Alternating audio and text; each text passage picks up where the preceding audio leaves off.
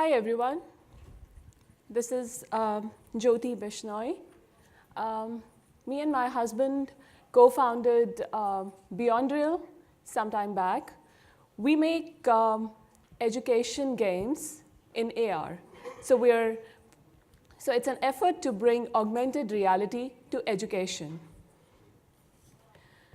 Now, so as it happens, I'm a new parent. And let me tell you, my 15-month-old daughter is a learning machine. I mean, from the very first moment that she dropped onto the planet, she's been learning her way out of everything. Well, some of you might already know this. But babies have never taken a real breath or used their lungs until they just pop out and start breathing. It seems the real world gives them a trigger. The temperature, the oxygen, it just prompts them, and they take the hint. Well, I was pretty scared until Ida did it. And then, a few months later, in another shocking moment, she started crawling on the floor. Well, imagine the kind of motion that crawling is. Your right knee forward, left hand out. Now catch up with your left knee forward and your right hand out. Pretty complicated. And no YouTube videos for her, huh? Still, they learn it just fine. The question is, why? How? What is helping them? Well, babies have a very special medium for learning, the real world. The three-dimensional, 6 degrees of freedom, highly interactive real world. The real world is their big, exciting playground. They run around, bump into things to learn about obstacles. They grab every surface, scratch every object, just to understand the texture, the weight, the concept of hot and cold. It's the continuous real-time feedback that the real world gives that helps them.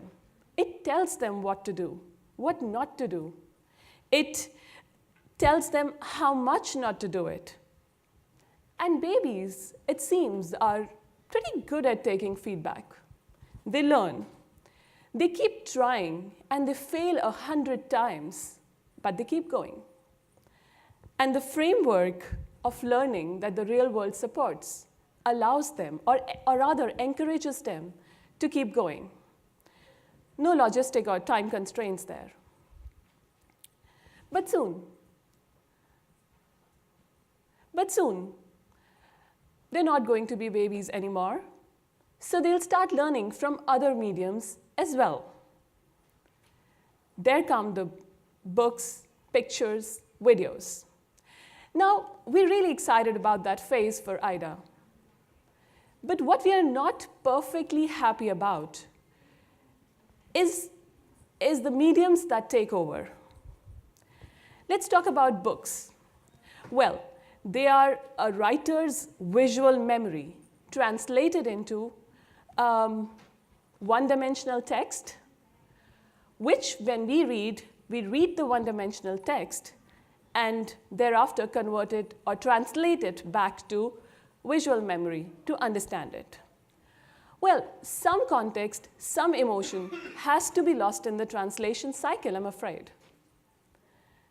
All right, then the pictures. Pictures are visual, but they are dead. They are dead in nature. There's no life, there's no motion. Look at the picture of a butterfly. And you'll see, even though it does tell you how beautiful the butterfly is, it doesn't make you wonder about the motion or the flight of a butterfly. So the answer is video. It does. It shows the flight. Yes, it does. It has the visual and the motion together. But it's a disconnected medium. It's not interactive. It's not immersive. So the current mediums that we use the most for learning are not interactive, not immersive. But still, we use them the most. What could be the reason? The fact that they are scalable. The fact that they are not the greatest mediums for learning, but they can be easily created and shared. They are inexpensive and pretty practical to spread. Pretty unlike the school teachers or the museums, which are much stronger mediums of learning and do not leave you in the learning cycle at a certain point. Now, I do want my daughter to learn from books, but now I do want my daughter to learn from books, but I want a little more. I want her to get into the story. I want her to chase the butterfly. I want her to be able to grab that apple, to pop the balloons. Being a technologist myself, I wanted to solve this problem in a way that is interactive, immersive, and scalable. So along came augmented reality. Well, the introductions, pixels meet atoms, atoms meet pixels. So AR is the merging of pixels and atoms. It's the horizon where the digital world will merge with the real world. Well, if there have been a lot of technological shifts in the history of computing, but this moment stands right up there. And the reason I say this, it's specifically influenced by one aspect of the AR hype, and that is mobile AR. AR on your phones and tablets. AR in the devices right there in your pockets. And here's what makes it big. 3-dimensional, 6 degrees of freedom, highly interactive. That's what mobile AR offers. Remember the competing medium that we were just talking about, which offers a similar competency? The 3-dimensional, 6 degrees of freedom, highly interactive, real world. Well, the worlds you create or the objects you create in AR are accessible to you. They get embedded in the world around you. You can walk up to them, touch them, grab them, move them, play with them. And that's pretty big. That's pretty big. But then, what makes it even better is the fact that you can experience AR, that you can live AR with someone, that you can experience it with your kids, you can experience it with your friends, your partner. Here's just a small video of me and my husband making a snowman for Ida on a bright, sunny California afternoon. We're doing it together. He did the eyes, I put the nose out there, and Ida kept playing around the snowman. Well, it was great fun. It really was. But we don't want to stop right there at the snowman. Now we want to do much more than that. We want to do more for Ida, for the kids out there, for the whole framework of learning. We want to create entire worlds that can come alive, that can be alive, like her books cannot be. We want to create the worlds which can be interactive, like her videos cannot be, which are immersive, like the real world is. I think of a day, we in fact dream of a day when Ida would soon learn about deep water sea life right there, sitting in the living room. We think of a day when kids would go out there in their gardens playing, fighting alien spaceships. And that's the kind of strength that AR brings. The fact that it is on your mobile, in the devices right there in your pockets, makes it extremely scalable. That's the kicker. It's AR for everyone. You can access all the mind-bending, imaginative stuff that folks are making out there by just installing an app. Well, that brings forward a challenge. How do we, that's a new world. It's a new medium. It's a new technology. So the challenge of being able to figure out how to design apps or products in this three-dimensional world. When designing these worlds, some of the tricks of the trade that we got into, some UX insights, if you may. Spaces, not screens. So one of the first things that hits you when you're making an AR app is that you're not designing for a screen. You're designing for spaces, for a space. The world around you becomes your canvas. It's shared by pixels and atoms living peacefully now. This means that instead of showing the picture of an apple, you can just place the damn apple on the table. I know, sure, you can't pick it up and eat it, but we're working on it, am I right? Instead of playing Tetris on the screen, just play Jenga in AR, and you're never running out of blocks now. Why solve a maze using pencil in a newspaper? Have the maze come up right in your living room, walk into it, solve it. That's an experience you're not going to forget for long. Well, when we talk about spaces, there comes the point that till now, thinking about spaces was something that only architects did. Until this point, apps never co-inhabited our living space. But now they will.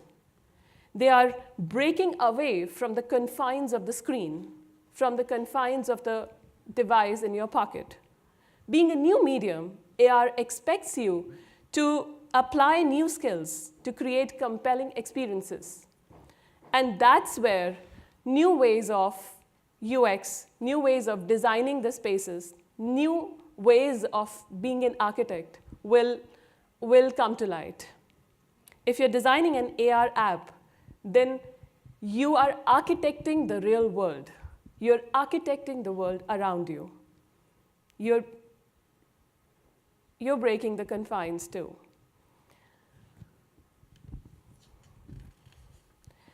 The next, or the third important thing in UX perspective, which we got across was, well, design interactions between pixels and atoms. So design more and more interactions between pixels and atoms, the real world and the virtual. That makes it more immersive, fun, and brings out a new light of AR. Well, I would love an app where IDA's virtual toy play set is just scattered across the room. It collects itself and packs onto a shelf. Or maybe make a virtual toy car crash into the dining table while we're having food. Or make the Buzz Lightyear action figure spew lasers all around and burn a hole in the carpet. And you won't have to change the carpet too. While those examples paint a picture of the virtual objects interacting with the world around you, or vice versa, it leaves out a question of how do we interact with the virtual objects. There's the immersive gestures which are coming in. I would say it's at a stage where we are all working towards evolving the gestures, what feels most natural. But the point or the general idea is that you manipulate and handle virtual objects just like you would do real-world objects, because they inhabit the same space now. Or well, almost. And I say almost because you're still doing it through a phone. You are still holding that apple, grabbing the apple, or moving it around via the phone. And while we work on removing that restriction, here's an interaction model that works well for us. And we figured out while doing our experiments in the AR games for education.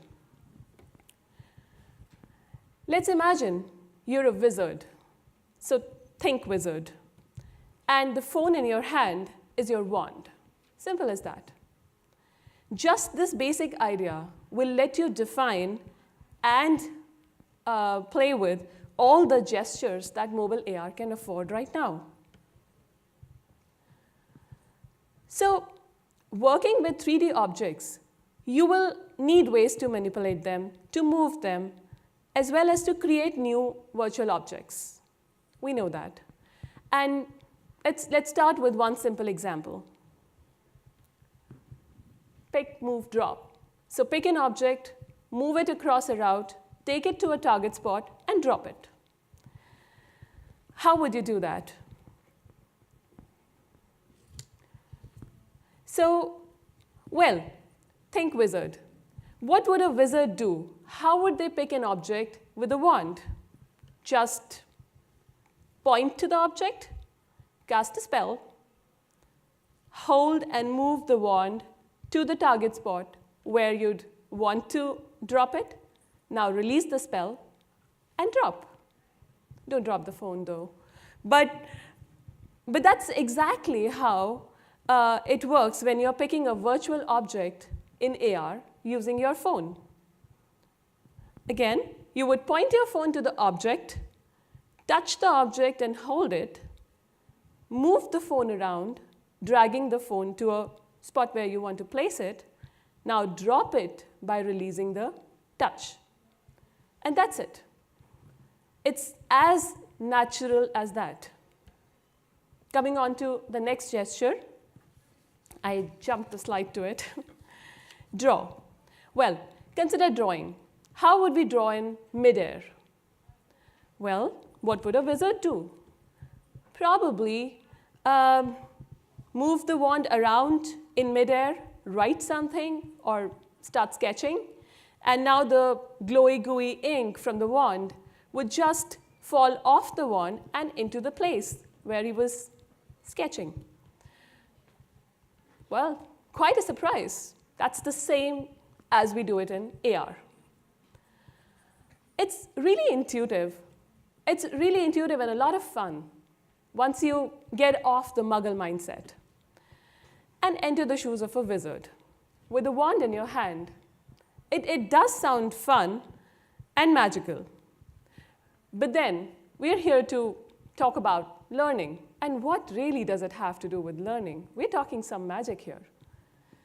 Well, I would say everything. It has everything to do with learning right now. Let's see how.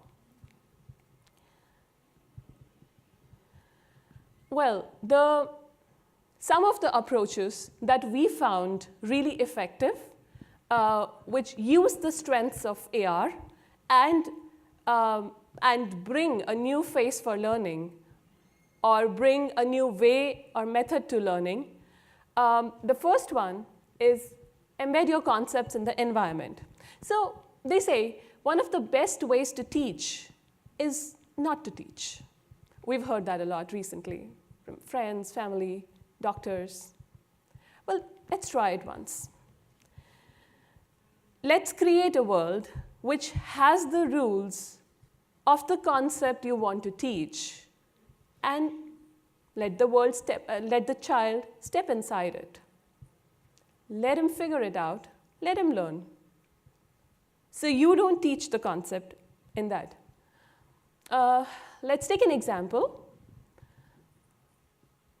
Think you're Dr. Strange, and you're strolling along right in the solar system, and it's a boring day. You want to make a planet.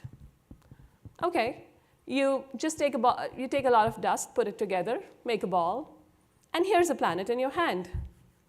Now, try throwing this. Now you have to make an orbit for it, since it's a planet. So you take the ball of dust, you get closer to the sun, yeah, of course not too near, and throw the new ball of dust into the orbit. To stay in the orbit, your planet will have to have the right speed and direction when you throw it. Well, you're in AR, so why worry about the calculations too much? Let's just do it. Try a bunch of times. Some of the times it's going to blast because it'll go bump right into the sun. But as you start building the intuition and some sense of direction, the speed, and the calculation, also the fact that it has to be similar to it must be equal to the sun's orbit velocity to fall in the right orbit. It has to make an elliptical orbit. Oh, another catch. And you will, after a bunch of times, start making better orbits.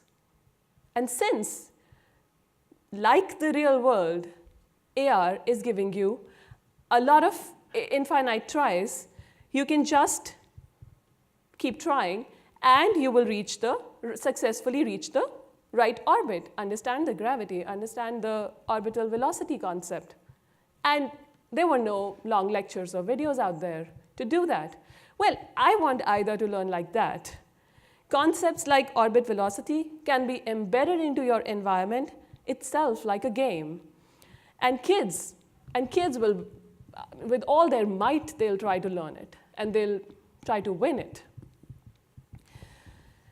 So that's one of the ways some of the experiments that we are doing are more on this track. You'll see some of our experiments coming out on App Store soon. We have a beta version of one of our experiments already there. We'll talk more about that as we conclude.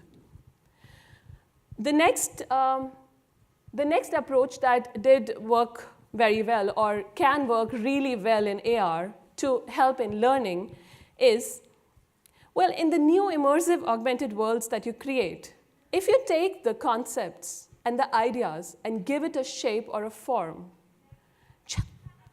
excuse me, just like real world objects, kids or whoever plays the game will be able to associate more to them. Why? Because it's an effective method of connecting the dots, understanding what the character means in concept. It's what movie makers and storytellers do, right? Just think about Disney's Inside Out. They just took different human emotions, gave it made them cartoon people living in our brain, and they're running the show of our life. Well, it was much simpler to show the conflicts between sadness and happiness by representing them as people. It was, so our memories took the form of lit up orbs, which made it easier to understand there are happy, sad memories too. So it's like a book of philosophy, that book, and that movie. And still, kids saw it and they got it. So the complex ideas and concepts, once given a tangible shape and form that you can relate with, can work very well in helping us understand and enhance the concepts. We do have a small video of one of the experiments we did, which is Little Dots. It's on App Store. And it's an augmented reality game which helps children learn numbers. It's in beta version right now, so if you'd like to check out and share some feedback, that'll be great. Great. Thank you so much, Jyoti. Yeah. That was a great presentation. Sure. I really love the example, the kid crawling. I think that's perfect for learning in VR and making that case. Thank you. Yeah, so you guys can watch, but feel free. Right now it's break time. So, did anyone have any questions if they wanted to ask? Yeah. Any questions? Don't be shy. Going once, going twice. Yes, okay. And feel free for anyone to go ahead and enjoy their lunch. Would you be considering expanding the educational platform to like someone who is learning calculus or somebody who is learning some higher level concepts? Is that on your agenda? Yes, absolutely it is. We're starting with babies because the concept of learning using the real world came from the baby's learning, but it's on the roadmap. Yeah, please. I was just wondering what platform you built this in and what was the development time that it took? Well, since we're doing multiple experiments and we are iterating on the concepts, so it'll be difficult to talk about the development time, but we're using iOS, and we're for the iOS version, we're using ARKit. It enables you in many ways, and it's helping us in the plane detection, and a lot of features that it already offers you cuts down a lot on the development time. I've heard that ARKit has some limitations still. Sure. Do you have to supplement it with anything else like Euphoria or any Unity-based AR, or were you able to do what you showed here entirely in ARKit? Well, what we showed here was entirely in ARKit, but yes, you're right, ARKit is pretty naive, and it does have limitations. So for that, we do, and that's applicable for some other experiments that we are doing, we do use some of the libraries and supplement those features. I'm sorry, how long did you say it took you to build what you showed here? Even though it's beta, I know you're still working on it, but... I wouldn't have a exact development time, but it's just a few weeks work, this one. Yeah. The main challenge, though, is the design, because the distance, how is the child going to move? This one is a child experiment, so I'm quoting that example. How is the child going to move? How is the child going to prick the balloons? How is the child going to know whether they have to prick the balloon? And there are a lot of angles on that, because it's the 3D space, and they are going to move all around the house to look for those balloons and prick them.